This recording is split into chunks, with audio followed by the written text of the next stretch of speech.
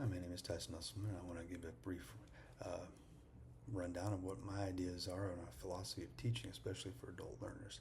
To start off with, when you're looking at teaching adult learners, you want to understand the students first, and so what their role of that is in higher education, especially, is that they come into this with a different level of life experience, of challenges that younger learners maybe don't, with different skill sets and prior knowledge, and so you want to harness and utilize that.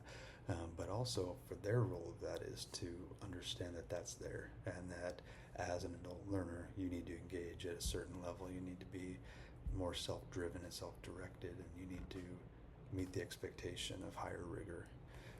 Um, what the teacher's role for me is to not be teacher focused classroom, but student focused classroom, even especially at a higher level. If you can attach things to students' biographies and things they care about, their career, things like that, it will be much more effective for engagement, um, and much more useful for them, which what they will appreciate and be more willing to engage in. And so my job is then to be a facilitator, not just a lecturer, right? Finding out ways and strategies and different resources to use to figure out how to reach each of those students, and bring out some of that um, engagement and interest in things.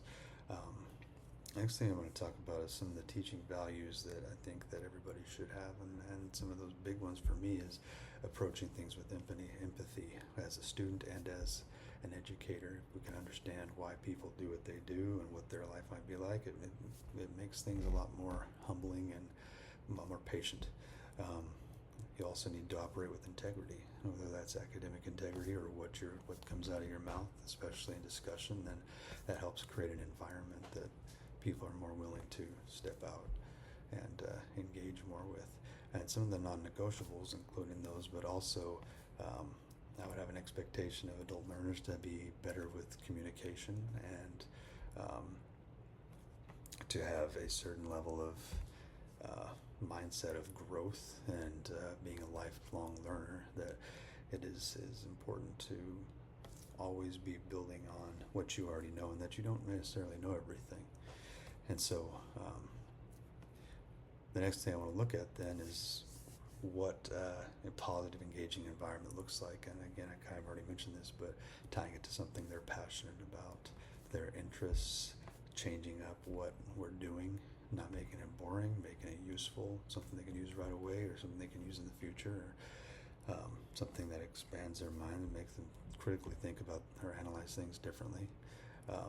For example, right now I'm at National History Day in Washington, D.C., but we're from New Mexico. I'm here with eight of my students, that we try to get outside the classroom and challenge ourselves. And while they didn't think they could do it, they won regionals, they won state, and now they're at the national level, and they have had experiences they would have never had before. And that engagement is very memorable and enriching and awesome.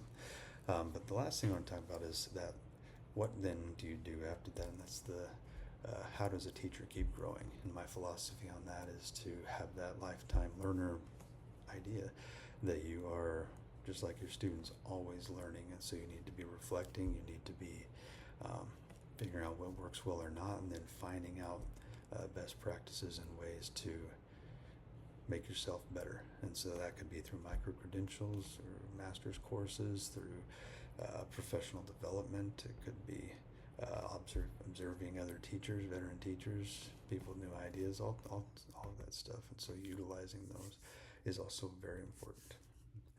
Thank you. And that is my philosophy of teaching adult learners.